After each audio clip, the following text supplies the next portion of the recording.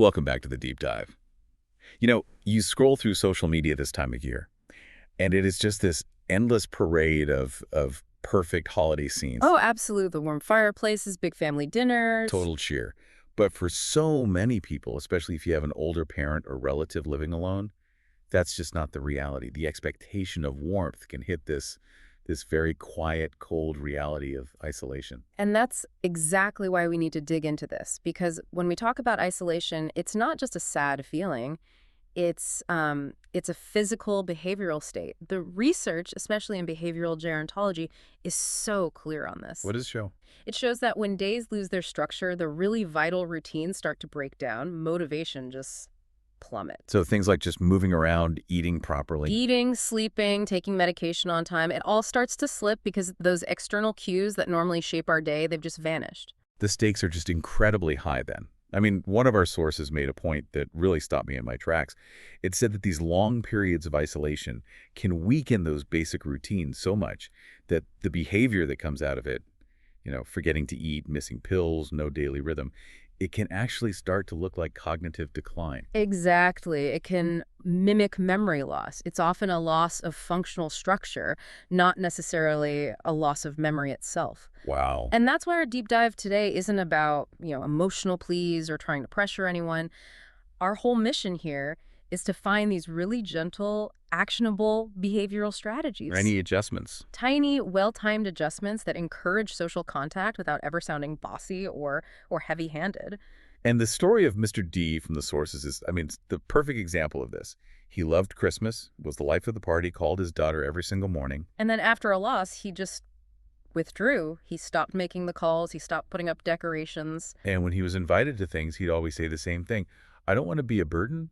That phrase, I don't want to be a burden, it's so critical. The sources identify this as avoidance. It's a way to reduce his own anxiety. It is not, and this is the key, it's not a true sign that he doesn't want the connection. So understanding that the barrier is avoidance, not a lack of desire, that changes everything. It changes the entire approach. Because if avoidance is the real enemy, then, direct commands like, Dad, you have to call your sister. Yeah.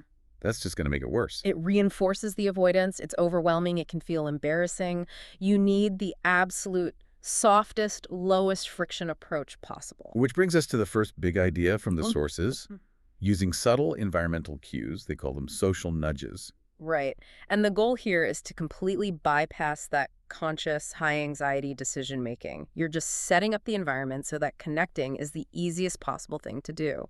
So let's get specific, because this is where it gets really practical. We're not just talking about, leaving a phone on the table. It's more than that, right? Oh, it's much more than that. You're trying to reduce every single step it takes to connect. So you could place a holiday card from a family member one they really love right next to the phone. Or keep a tablet open directly to the video call app. You're cutting out, 10, 15 taps and clicks that could lead to frustration? Right, and they give up before they even start. Exactly. Another great one is a small, easy-to-read list on the fridge. Not a task list, it just says, people who would love to hear from you today. It's an invitation, not an order. But I have to ask, if we're sort of strategically placing all these things, is there a risk this starts to feel a little manipulative? Like we're setting up a trap for them to make a call? That's a really important question. It all comes down to the intention and the effort. The difference between a nudge and manipulation is that we aren't pushing them. We're removing obstacles to something they already want to do deep down. Nice. We aren't saying call this person. We're just making sure that when that little impulse to connect finally surfaces, the path is completely clear. It's all about setup, not surveillance. That makes sense. And of course, the sources point out that none of these clever nudges will work if the basic tech barriers are still there. Oh, 100%. The low-friction approach is useless if the phone's dead or they can't find their reading glasses. Right. So a really critical part of the setup is making sure their glasses, hearing aids, chargers, everything is neatly placed right there next to the device. That one tiny act removes 3 huge potential failure points before the thought of a call even begins. So we've set the stage physically, we've minimized the friction. But there are still all those long, unstructured hours in a day. The holidays are so irregular, and that's a huge trigger for withdrawal. How do we fill that vacuum? We focus on rebuilding a daily rhythm.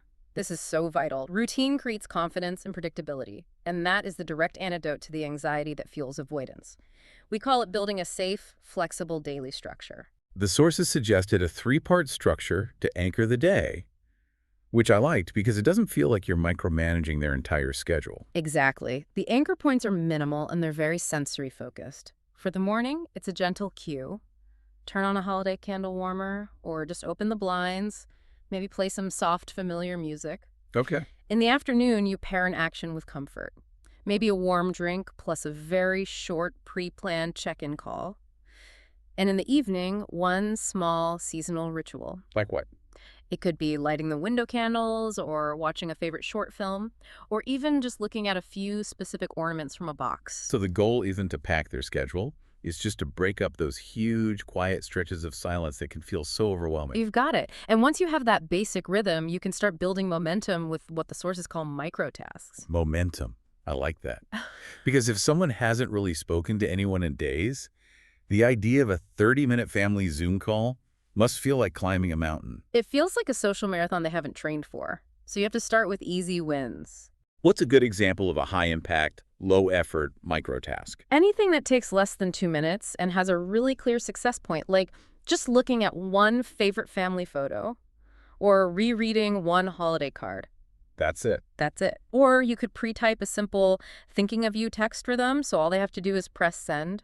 The easiest win of all is usually a quick 2-minute call with a grandchild with a very concrete task. Can you show Grandpa the new puppy? Perfect. Once that little 2-minute interaction is a success, the motivation to try something bigger grows exponentially. That leads perfectly into the next idea, which is about meaningful structure. Sure. The sources say that connecting through an activity is way less scary than just trying to make small talk. Yes, the activity becomes the anchor. It gives the conversation a built-in structure, which lowers the anxiety.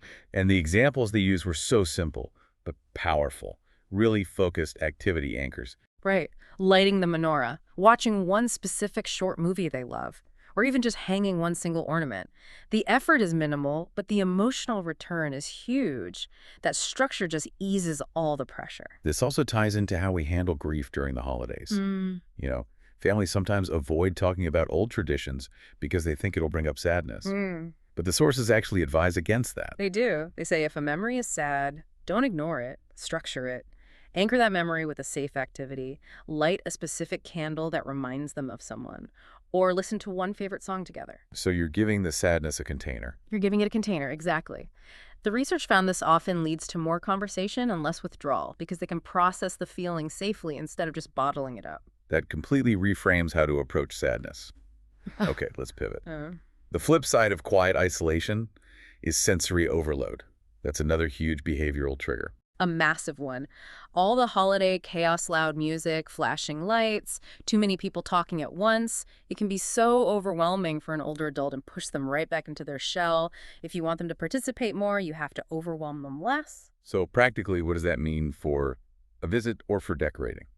Swap out the blinking, chaotic lights for soft, steady ones. Choose familiar, quiet holiday music over some loud, booming soundtrack. Okay. And if you're hosting a party, always have a designated quiet room they can escape to. And a big one on decorations. Too much new stuff can cause anxiety. Just stick to light decorating with familiar, comfortable items. Consistency is so much more important than novelty here. We started this whole thing with Mr. D feeling like a burden. And that brings us to the final key strategy, guilt-free participation.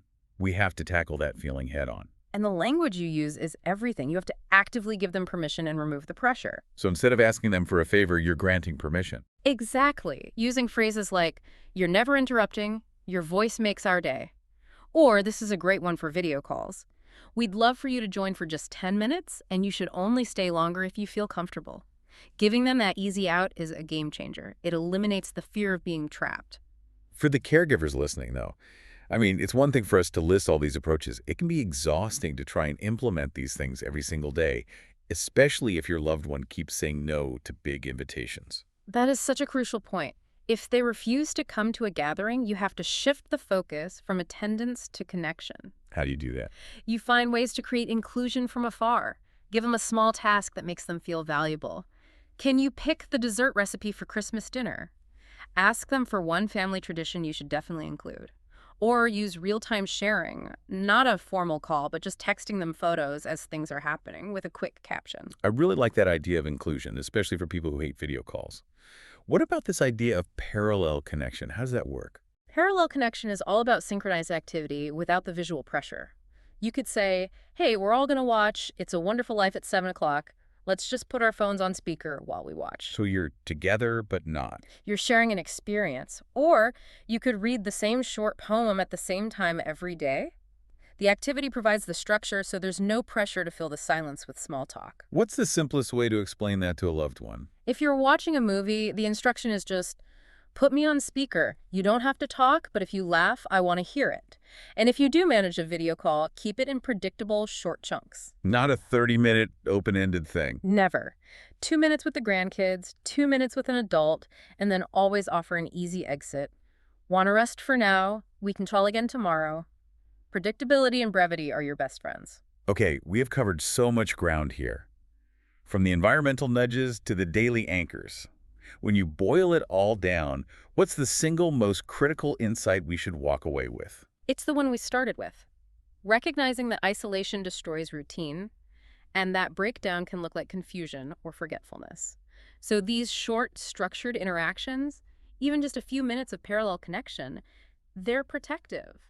They maintain rhythm, and rhythm maintains function. And at a final practical note, you mentioned making choices easier. Yes.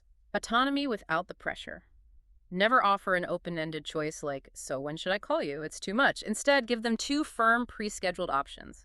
I can call at 4 or at 6. Which one is better?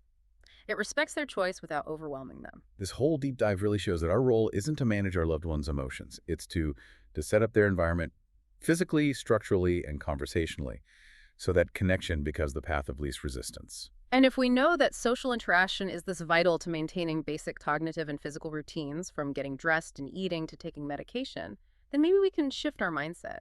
How can we start to see a brief, structured daily connection, not just as a kindness, but as absolutely necessary preventative health care? That is the perfect thought to leave everyone with today. And if you're looking for the one thing you can do right now, start small. Set up one tiny environmental cue today. Go and place a holiday card right next to a phone. It can make all the difference.